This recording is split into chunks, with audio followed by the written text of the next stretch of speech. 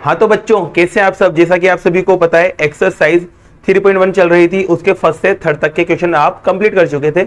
अब question number 4 को लेते हैं। क्वेश्चन नंबर 4 की जब आप लैंग्वेज पढ़ेंगे तो इसमें दो चीजें पूछा है। पहली चीज तो पूछा है कि जो इक्वेशंस हैं ये दोनों वो कंसिस्टेंट है कि इनकंसिस्टेंट है, पहले तो ये बताना है। तो कंसिस्टेंट और इनकंसिस्टेंट का मैंने कल आपको यहाँ फॉर्मूले लिखाए थे 3, उस अकॉर्डिंग यहाँ पर आप देखेंगे कि कंसिस्टेंट है या नहीं है। तो उसके लिए क्या करते हैं, रेशो को कंपेयर करते हैं। तो यहाँ पर रेशो को कंपेयर करना पड़ेगा, तो इनकी दोनों की कंपेरिजन आपको किससे करना पड़ेगी, इन दोनों की जो कंपेरिजन है आपको a1x plus b1y plus c1 equal to 0, और दूसरा किससे करना पड़ेगा आपको a2x plus b2y plus c2 बराबर 0 से आपको इनका कंपेयर करना पड़ेगा।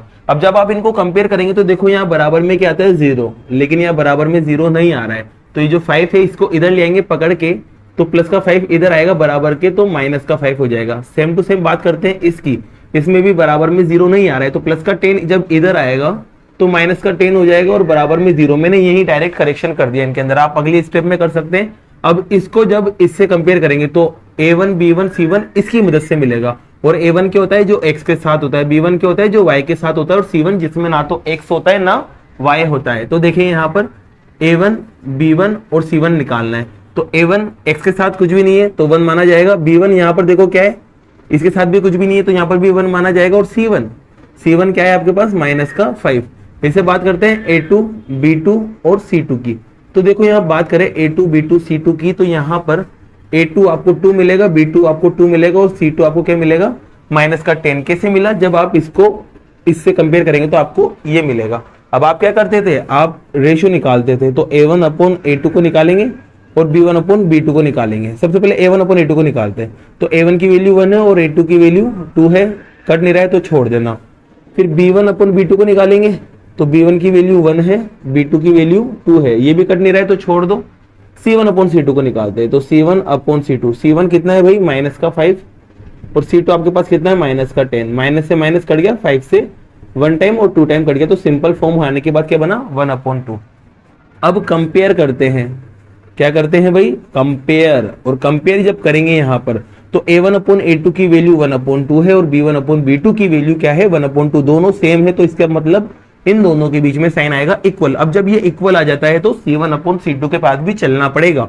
तो c1 अपॉन c2 के पास जब गए तो देखो b1 अपॉन b2 1 अपॉन 2 था, और c1 अपॉन c2 भी 1 अपॉन 2 है, मतलब ये भी बराबर आ रहा है, मतलब यहाँ पर भी बराबर का साइन लगेगा, मतलब तीनों रेशो बराबर है। और कल टेबल में फॉर्मूले में क्या था, जब तीनों रेशो बराबर होते हैं ये, तो लाइन कैसी होती है कंसिस्टेंट होती है। क्या होती है लाइन, तो यहाँ पर लाइन आपके पास आ जाएगा कंसिस्टेंट।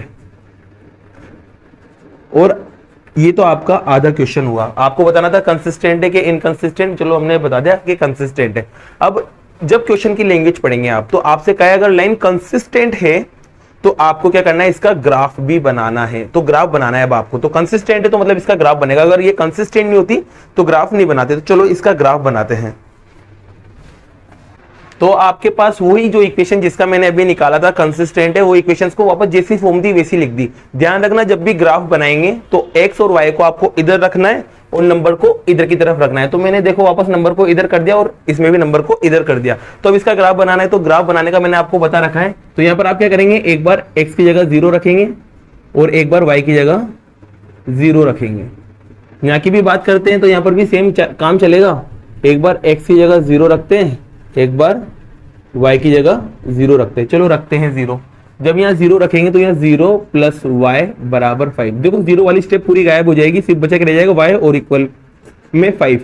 यहाँ पर बात करते हैं y की जगह 0, तो इस जगह जहां y है वहां 0 रखेंगे, तो यहाँ y की जगह 0 आ जाएगा और बराबर में 5 आ जाएगा, और 0 हट जाएगा, सिर्फ ये बचा रह जाएगा। तो आपके पास ये दो सोल्यूशन मिले और इसकी जो टेबल बनेगी वो कुछ इस तरीके से बनेगी। ये x आ रहा है, ये y आ रहा है। तो यहाँ देखो आपके पास x की जगह जब आपने 0 रखा तो y कितना मिला आपको 5 मिला, और y जब आपने 0 रखा तो x कितना मिला आपको 5 मिला। ये इसकी टेबल है।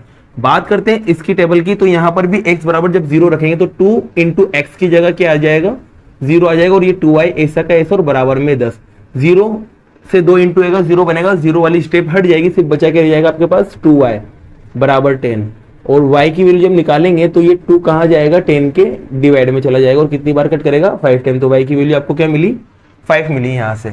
बात करते हैं y की जगह 0, तो यहाँ y की जगह 0 रखेंगे अब इस जगह, तो 2x एज इट इज, ये 2 भी एज इट इज, लेकिन y आ गया तो y की जगह आप 0 रखना और बराबर में 10 रख देना। जब इनको इंटू करेंगे आप तो आपके पास आएगा 0 और बराबर में 10, दोनों को जोड़ देंगे तो 0 वाली स्टेप हट जाएगी, तो आपके पास 2x बराबर ये बचेगा और x को निकालेंगे तो 2 कहाँ जाएगा, 10 के कदमों में जाएगा और ये कट जाएगा 5 टाइम, तो x 5 मिल गया। तो इसकी टेबल जब आप बनाएंगे यहाँ पर तो देखो टेबल किस तरीके से बनती है। सबसे पहले देखेंगे शुरुआत यहाँ से की थी x बराबर 0, जिससे y कुछ ना कुछ मिला है और y कितना मिला था, 5 मिला था। फिर आगे गए y बराबर 0 है तो चलो y की जगह 0 आ गया, तो y की जगह 0 पर x कितना कुछ मिला होगा और x क्या मिला था, देखो तो 5 मिला। ये दो बॉक्स बन गए। अब इन दोनों बॉक्स की मदद से मुझे क्या बनाना है, सिर्फ ग्राफ बनाना है। क्या करना है, ग्राफ बनाना है और कुछ नहीं करना। तो देखो ग्राफ बनाते हैं यहाँ पर। तो ग्राफ बनाने के लिए आपको पता है एक लाइन ऐसी होती है और एक लाइन ऐसी होती है। इस वाली को तो x बोला जाता है और इस वाली को क्या बोला जाता है, y, और जहां लाइन दोनों कट करती है उसको 0 बोला जाता है।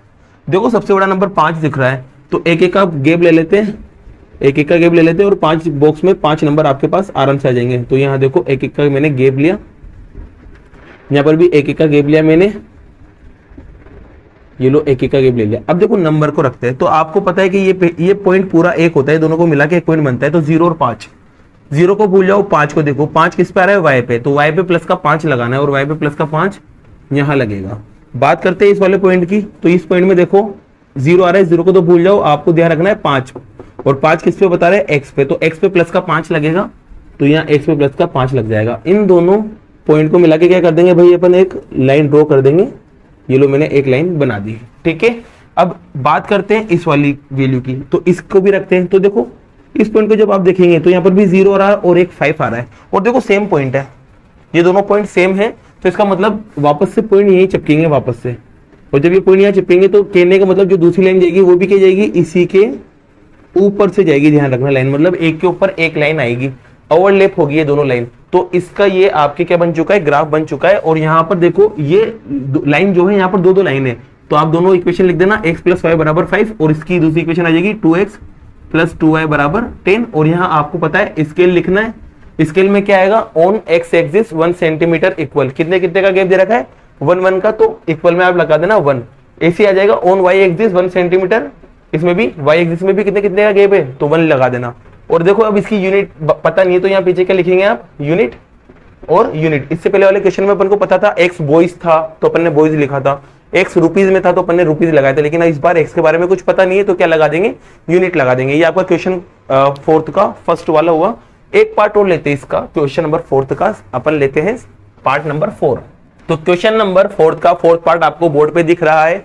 अब इसमें भी वही चेक करना है पहले कि कंसिस्टेंट है कि इनकंसिस्टेंट है। तो इनको सबसे पहले आप क्या करेंगे, कंपेयर करेंगे। कंसिस्टेंट और इनकंसिस्टेंट चेक करने के लिए किससे कंपेयर करेंगे, a1x plus b1y plus c1 equal to 0, और दूसरी इक्वेशन आपके पास होगी a2x plus b2y plus c2 equal में 0। इनसे इसको कंपेयर करेंगे।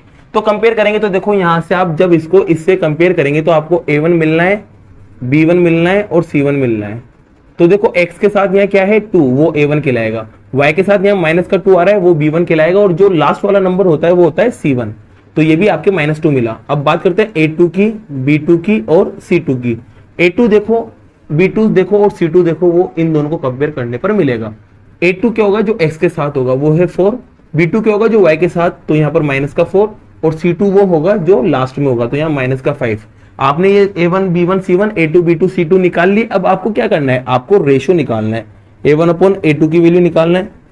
तो a1 की वैल्यू 2 है और a2 की वैल्यू 4 है। ये कट गया देखो 2 से 1 टाइम 2 टाइम, तो आपके पास रिजल्ट मिला कट होने पर 1/2। चलो बात करते हैं b1 अपॉन b2 की वैल्यू की। तो b1 की वैल्यू देखो कितनी है, माइनस का 2, और b2 की वैल्यू माइनस का 4। माइनस से माइनस कट गया, 2 से देखो ये 1 टाइम कट जाएगा 2 टाइम, तो इसका रिजल्ट क्या मिलेगा आपको, ऊपर 1 और नीचे 2।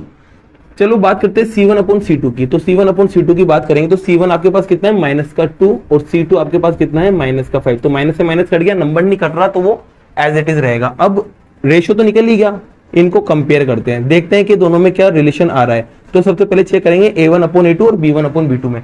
तो a1 अपॉन a2 की वैल्यू 1/2 है, b1 अपॉन b2 की वैल्यू भी 1/2 है, मतलब दोनों सेम है। तो मतलब साइन कौन सा आएगा, इक्वल का आएगा।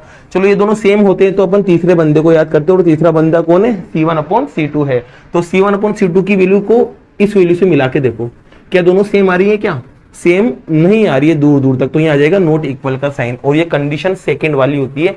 और सेकंड कंडीशन में आपको पता है लाइन कैसी होती है, इनकंसिस्टेंट होती है। तो मतलब ये दोनों इक्वेशन जो है वो आपके हैं इनकंसिस्टेंट। क्या है? इनकंसिस्टेंट। तो एक बात बताओ, जब उसने कहा है कि लाइन कंसिस्टेंट होगी जब जाके ग्राफ बनेगा, लेकिन लाइन कैसी है? इनकंसिस्टेंट, तो ग्राफ बनाने की जरूरत नहीं है। ये क्वेश्चन यहीं पर खत्म हुआ। तो क्वेश्चन नंबर 4 के मैंने आपको दो पार्ट बताए, एक तो फर्स्ट वाला, एक फोर्थ वाला। बाकी दो पार्ट बचे हुए सेकंड और थर्ड, वो आप ट्राई करना। अगर नहीं आए तो मुझे कमेंट में बताना, मैं उसके लिए वीडियो कंप्लीट कर दूंगा। और आपको वीडियो अगर पसंद आ रही हो तो वीडियो को लाइक जरूर करना और चैनल को सब्सक्राइब जरूर करना। Thank you so much.